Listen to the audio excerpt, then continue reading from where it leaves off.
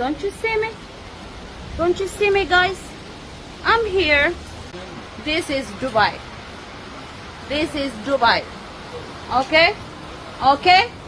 حرام عليك. ويلك. أنا شفتك يعني. سلام كمي لكم كبرات خطاتلتنا نلمون كم تلمود حدش حبريت أنا حزنا لكم قريبنا زلنا أب الصومن دا سمعكم وكم زقنكم بزعبا حافتنا فيفن سهلة بزح تبهيليو نساون أبدواي كده زغورت نجر بزح زرارة بكوينك أنيو مالتيو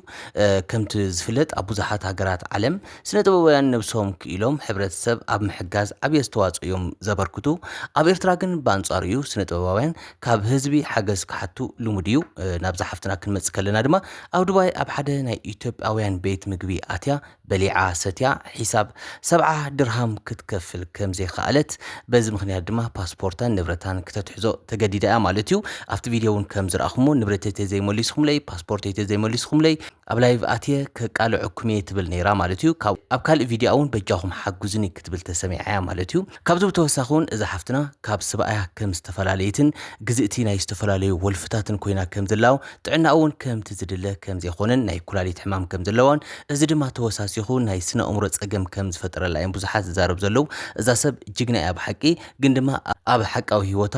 ካብ ሓዳራ ከም ዝተፈላለየ ዘረጋግጽ ባዕሉ ኣማኒኤል ባድሻውን ብዛዕባ ሓዳሩን ብዛዕባ ደቁን ብዛዕባ ሰበይቱን ብዙሕ ተዛሪቡሎ ማለት እዩ ብፍላይ ድማ ኣብ ሓዳሮም ዘሎ ክፍተት ተዛሪቡሎ ማለት እዩ እቲ ዝተዛረቦ ናባኹም ክነብሉ ኢና ክሳብ መወዳእታ ሓቢርኩምና ጽንሑ ነዛ ቻናል ሓደሽ እንተኾንኩም ሳብስክራይብ ነዛ ቪድዮ ላይክ ብምግባር ኣበረታቱና ናብቲ ናይ ሎም መደብና ከሰጋግረኩም ሰናይ ጸንሒት ሰላም እንዴት ናችሁ? በቅርብና በሩቅ የምትገኙ ኢትዮጵያውያን ኤርትራውያን ደሞም ተጋሩ ህይወቴ በብዘለሁሞ ሰላም ለእናንተ ያልኩኝ አሁን ያለሁበት ሬስቶራንት ኩሽና መሶብ የሚባል امباركس كبرات تختاتلتنا كمتي قدم كبل استزاربكو مالتيو اذا حفتنا بطحمي ابوزحات فيلمتات انفلطا بوزح سرحات سرحت بوزح استواصو زبركتت بفلاي دما افسنت باب ايرترا او اجام زوفيت حبوبتي سنت بواويتيا مالتيو ግን ድማ ሰብ ኮም ኢሉ አይቅጽልኒው كحمم كجوزها قلي خليو نساون كمتي كل سب زقاطمو حمام اقاطمو الله بفلاي دما حمام كليت يساقيا كم زنبره نعو تصاويرا دما ابتسنت ابي اجام كم زوفيت بزحات مسارحتا يزاروبيوم بفلاي دما تيدي تدرس برهانه مالتيو مسا ابز غورو مسرحتي بتعمي كحجوز كم زخونه حمامات تصاويرا مسانات سرح كم زنبرت يلو بصبق اندبوتو كገልጻ سمعنا ينا مالتيو اذا هوبتي سنت بواويت مالتيو بزح اجام زوفيت بزح حتى زبركتت ني تولدي زهانصت سبيا ازي كحد زي خيل حقيو ولا حجون زي خونن حسابات انت زبارقت انت حواوست جن اتناتا ناتا يمو زي قري تاريخاوي حقيو مالتيو سلازي فيفن سهله اب موداتا جن تبلاشا مالتيو اب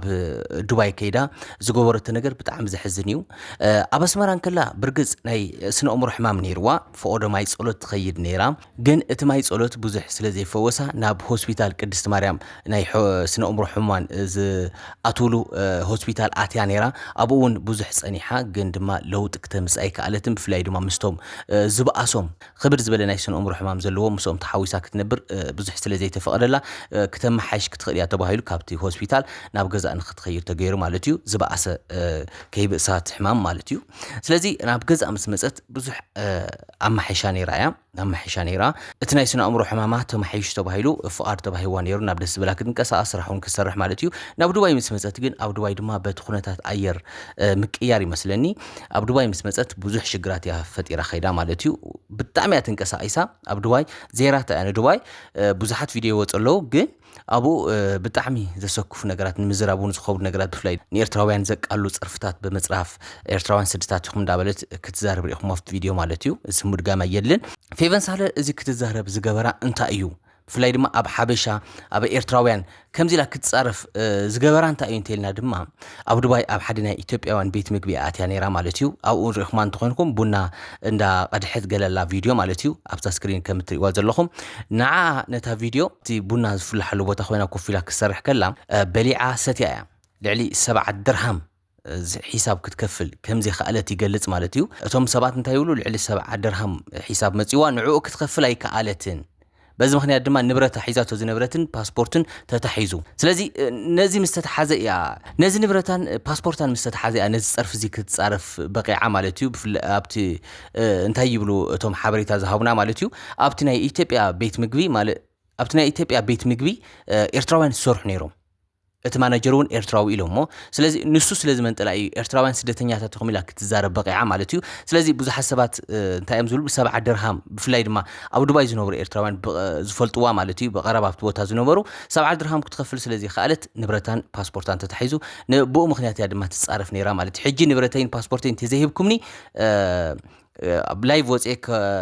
ከቃልዕኩም ትብል ነይራ ማለት እዩ እዚ ብዙሕ ሰብ ንኤምባሲ ኤርትራ ይመስሉ ኤምባሲ ኤርትራ ግን ብጽቡቅ አቀባብላ እዮም ተቀቢሎማ ማለት እዩ ኤምባሲ ኤርትራ ብጣዕሚ ብድሙቅ አቀባብላ እዮም ተቀቢሎማ ንሳ ግን ንመንያ ከምኡ ትብል ዘላ ኣብቲ ቤት ምግቢ 7 ድርሃም ስለዚ ከፍለት ዝተሓዘ ንብረታን ፓስፖርታን ሕጂ ተዘይምጽኹም ኣብ ላይቭ ወፅአ ከቃልዕኩም እያ ትብል ነይራ ማለት እዩ እዚ ናይ ሰኖ እምሮ ፀገም ስለዚ ነበራ እምበር ምንም ክተምጽሎም ኣይትኽእልን ኣብ ላይቭ ወፅት ኣብ ላይቭ ስለዚ ወፅት ምንም ዝመጽእ ለውጢ የለን ግን ዝሓፍትና ብጣዕሚ ናይ ሰኖ እምሮ ፀገም ስለዘለዋ ካብ ሓሊፉ እውን ኣብ ዓዳን ከላ ኣብ ሓዳራ ጽቡቅ ከም ዘይነበረት ናይ ዝተፈላለዩ ወልፍታት እውን ተገዛኢት ከም ዝነበረት ያ እዩ ዝወረየላ ማለት እዩ ብፍላይ ድማ ካብ መዓዝ ጀሚሩ መሲልኩም ከምዚ ዝኾነት ምስ ሰብኣያ ካብ እትፈላለይን ምስ ጓላ ካብ እትፈላለይን እዩ ናይ ስነ እምሮ ፀቕጢ ሓይልዋ ዘሎ ማለት እዩ ብዙሓት ከምኡ እዮም ዝብሉ ሕጂ ግን ባዕሉ ኣማኒኤል ሞዲሻ ኣብ ሓደ ኢንተርቪው ከም ዝበሎ እንተኮይኑ ተፈላለዮም ከም ዝኾኑ ክልቲኦም ዘፈላለዩ ምክንያት ድማ ናይ ጥዕና ፀገም ከም ዝኾነ ናይ ስነ እምሮ ሕመምቲ ምስ ኾነት በቃ ኣብ ሓዳራ ብዙሕ ዘይምስማዕ መጨቅጫቅ ናይ ካልኦት ባህርታት ከም ዘምፀት በዚ ምክንያት ድማ ከም ዝተባእሱ ይዛረብ ግን ዋላ እኳ እንታይ ግን ቀፂሉ እንታይ ይብል ፈለማ ክሕማ ከሎ ብዙሕ ይፃወራ ነይረ ብጣዕሚ ድሓር ግን ንጓሌ እውን ብጣዕሚ ኣስጋኢት ኮይና ንዓይ እውን ንስርሐይ ንኻልኦት ነገራት ኣስጋኢት ኮይና ምሳይ ከፈል ምሳይ ወዓል በቃ ብዙሕ ነገር ክትገብር ክኢላ ማለት እዩ ትፈልጥዎ ኣለኹም ናይ ሕጂ ናብራ ድማ ብጣዕሚ ከቢዱ ተዘይሰሪሕካ ማን ክንብረካ ይኽእል እዩ ዝብል ንስራሕ ክወፅ ከለኹ በቃ ብጣዕሚ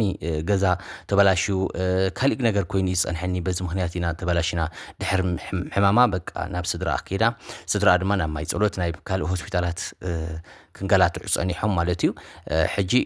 ኣማሒሻ ነይራ ናብ ዱባይ ምስ መጽት ግን ቢስዋ ሕጂ ኣስመራ ኣትያ ዘላ ሕጂ እውን ናብ ማይ ጸሎት ክትኸይድ ከም ዝኾነት እዩ ዝሕብሩ ዘለው እቲ ምስ ሓዳራ ምስ ደቃ ምስ ተፈላለይት በቃ ናብ ወልፊ ኣትያ ወልፊ ኣሎ ውልፍቲ ኮይና ከምስ ተገዛኢት ናይ ወልፍ ተገዛኢት ናይ ዝተፈላለዩ ወልፍታት ኮይና ከም ዘላ እዩ ጥዕና እውን ከምቲ ዝደለ ከም ዘይኾነ ናይ ኩሊት ናይ ስነ እምሮ ብዙሕ ጥዕና ፀገም እውን ስለ ዘለዋ በዚ ምክንያት ተፈላለዮም ኣለው ብጣዕሚ ዝሕዝን ነገር እዩ እዞም ክልተ ፍቁራት ከምዚ ዓይነት ኣጋጣሚ ከጋጥም ክትርኢ ከለኻ ብጣዕሚ ዝሕዝን ማለት እዩ በቲበለ ግን ክልቲኦም ንሳውን ጥዕና ረኺባ ንሳውን ኣብ ጽቡቅ ኩነታት ኮይና ናብ ሓዳሮም ተመሊሶም ወላድ ክደግሙ ክስልሱ ክርብዑ ኢና ንደሊ ማለት እዩ ናይ ኩሉ ግዜ ትምኒትና ዝዩ ብፍላይ ድማ